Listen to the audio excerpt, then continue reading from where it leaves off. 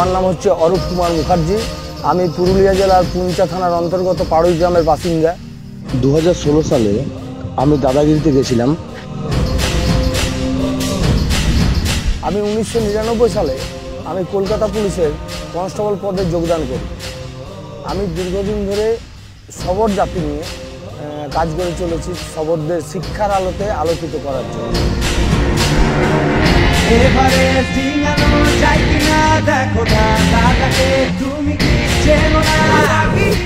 যেখানে চুরি হতো আমার দাদু এসে বলতেন যে সবররা চুরি করেছে। আমি জিজ্ঞাসা করেছিলাম দাদুকে যে সবররাই চুরি করে কেন। দাদু একটা কথা বলেছিলেন যে দুটো কারণে চুরি করে, এক হচ্ছে পেটের দায় আর দ্বিতীয়ত হচ্ছে শিক্ষা নেই। তো শিক্ষার জন্য মানে শিক্ষা না থাকলে পেটের দায় কোনোদিনও মিটবে না। তো আমার দাদুকে আমি বলেছিলাম যে আমি যদি কোনোদিন বড় হই একটা স্কুল করব এই সবর শিশুদের জন্য, সবর জাতিকে মূল স্রোতে নিয়ে আসার জন্য।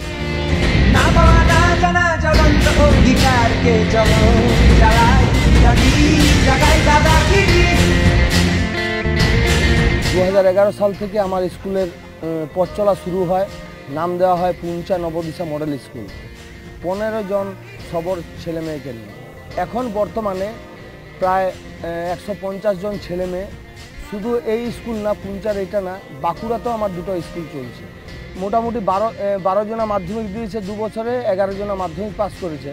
হয়তো ভারতবর্ষের ইতিহাসে এখনও পর্যন্ত হয়তো পুরুলিয়া জেলায় 100 জনা মাধ্যমিক পাস নেই এই সবর সম্প্রদায়ের মধ্যে। একটা পরিবার আছে সবরদের, তারা 5 জনাই মাধ্যমিক পাস করেছে একটা পরিবারে, কিন্তু সাধারণত 5 জনা মাধ্যমিক পাস নেই।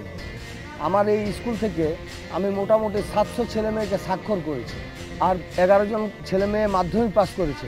হ্যাঁ, যেটা পারি না সব থেকে মূল সমস্যা সে যে বাল্যবিবাহটা ওদের আটকাবো।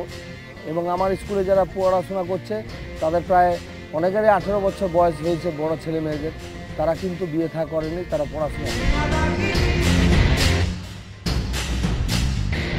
এই কাজটা করার জন্য তো একটা মনের জোর দরকার, যে যত চাপ আসবে সেই চাপটাকে কিভাবে বার করে পরে যেতে হয়, সেটা কিন্তু সৌরভ গাঙ্গুলির কাছ থেকে অনেকটা আমার অনুপ্রেরণা জাগিয়েছে।